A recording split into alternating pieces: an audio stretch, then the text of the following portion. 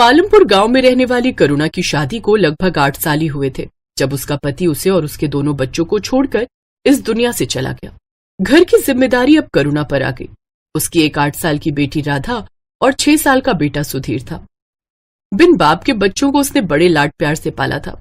वो बड़ी दयालु थी। उससे जितना बन पाता उससे वो गरीबों को कुछ न कुछ दान पुण्य करती रहती थी।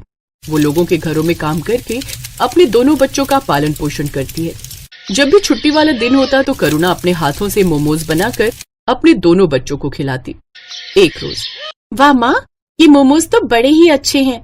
सचमुच माँ, तुम्हारे हाथों में तो जादू है, जादू। मजा आ गया। माँ थोड़े और दो ना। हाँ हाँ, ये लो। मोमोज की खुशबू सूंघकर अब आस पड़ोस के और भी बच्चे वहाँ आ जाते हैं। काकी हमें भी दो ना मोमोज। हाँ काकी, हमें भी खाने हैं। अच्छा तो तुम दोनों यहाँ बैठ जाओ, मैं अभी तुम दोनों को मोमोज देती हूँ। करुणा ने उन दोनों बच्चों को भी मोमोज दिए। वो बच्चे भी स्वादिष्ट मोमोज खाकर बहुत खुश हुए। फिर राधा बोली, माँ आप तो अपनी मोमोज की दुकान ही खोल लो, देखना खूब बिक्री होगी और थोड़ी दाम कम रखना तो देखना खूब सारे लोग आएंगे खाने।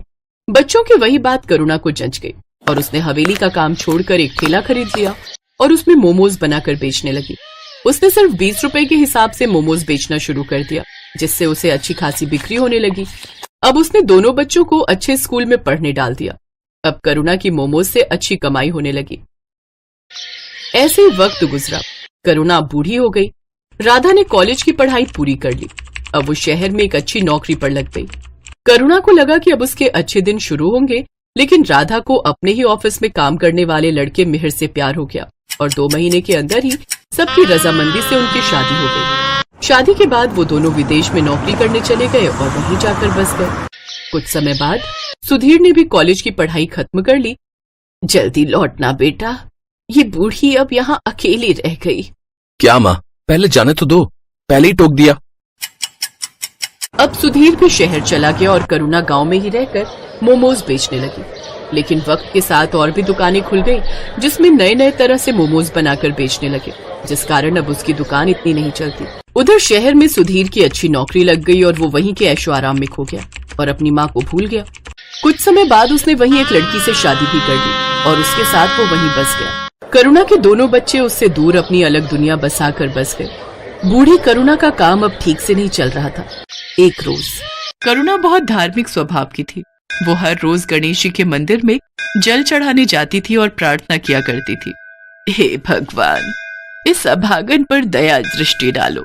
जीवन बहुत कठिन हो गया है।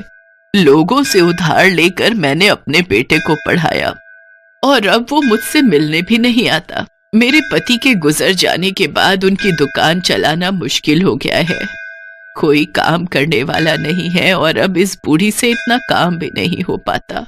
हे प्रभु दया करो। ये बोलकर करुणा वहां से चली जाती है। करुणा निराश मन के साथ दुकान पर बैठी होती है। तभी करुणा के पास 2 जुड़वा बच्चे आते हैं। दोनों की उम्र 16 साल थी। वो आकर करुणा से कहते हैं, मैया, हम दोनों भाइयों के पास कोई घर नहीं है, क्या आप हमको अपने साथ रखेंगी? हम इसके बदले आपका सारा काम करेंगे। बेटा, मैं खुद परेशान हूँ, मैं तुम्हें अपने साथ कैसे रख सकती हूँ? मैया, हम आपका सारा काम करेंगे, बस आप हमें अपने साथ रख लीजिए। ठीक है। करुणा को उन दोनों जुड़वा बच्चों पर दया आ जाती है और वो दोनों को अपने साथ रख लेती है। भगवान ने इस बार करुणा की पुकार सुन ली। वो दोनों भगवान के भेजे हुए दूत थे, जिनको भगवान ने करुणा की मदद के लिए करुणा के पास भेजा था। करुणा मोमोज का सामान बना रही होती है। माँ जी, ये काम आप हमें दे दीजिए, मोमोज हम बना लेंगे, आप जाकर आराम कीजिए। करुणा रसोई घर से बाहर आ जाती है। वो दोनों बच्चे उसके बाद गेट लगा देते हैं। थोड़ी देर बाद गेट खुलता है। करुणा देखती है कि सारे मोमोज बहुत अच्छे से तैयार हो गए हैं। करुणा ये देखकर बहुत खुश होती है। अरे वाह, तुम दोनों ने तो बहुत अच्छा काम किया है। फिर करुणा उन दोनों बच्चों के साथ अपनी मोमोज की दुकान खोलती है और मोमोज बेचने लगती है। आइए आइए, स्वादिष्ट और मजेदार मोमोज खाइए और अपने घर भी ले जाइए। आइए आइए। आज करुणा के मोमोज में से ऐसी खुशबू आ रही थी जैसी कभी नहीं आई। पूरे बाजार के लोग मोमोज की खुशबू से आकर्षित होकर करुणा की दुकान पर आने लगे और देखते ही देखते करुणा की दुकान पर भीड़ लग जाती है। अरे एक प्लेट मोमोज देना, मुझे भी दे दो एक प्लेट। अरे वाह वाह वाह, इतने स्वादिष्ट मोमोज तो मैंने आज तक कभी नहीं खाए। आहा, वाह वाह वाह वाह वाह। करुणा लोगों की ये सारी बातें सुनकर काफी खुश होती है। देखते ही देखते उसके सारे मोमोज बिक जाते हैं। आज तो बहुत अच्छी कमाई हो गई। अगर ऐसे ही मेरे मोमोज बिकने लगेंगे तो मेरा सारा कर्ज उतर जाएगा। दोनों बच्चे अब करुणा को कोई काम नहीं करने देते। दोनों मोमोज बनाते और करुणा के साथ उन्हें बेचने भी जाते। उन दोनों के बनाए मोमोज में ऐसा स्वाद था कि हर कोई उंगलियां चाटता रह जाता। एक रात की बात है, वो दोनों बच्चे रसोई घर का दरवाजा बंद करके मोमोज बना रहे थे। कमाल है, हर रोज ये दोनों रसोई घर बंद करके मोमोज क्यों बनाते हैं? आज देखती हूँ ये ऐसा करते क्या है। करुणा चुपके से जाकर खिड़की में से झांकती है। वो देखती है कि उन दोनों जुड़वा बच्चों के हाथ में से चमत्कारी शक्तियां निकलती हैं, जिससे मोमोज अपने आप बनते हैं। ये जादू देखकर करुणा दंग रह जाती है। वो तुरंत उन दोनों के पास जाती है। दरवाजा खोलो। जी माँ जी। तुम लोग कौन हो? क्या? मैंने सब देख लिया खिड़की में से, जल्दी बताओ। डरिए मत, हम आपको कोई नुकसान पहुंचाने नहीं आए हैं, बल्कि हम तो आपकी मदद करने आए हैं। हम भगवान के दूत हैं।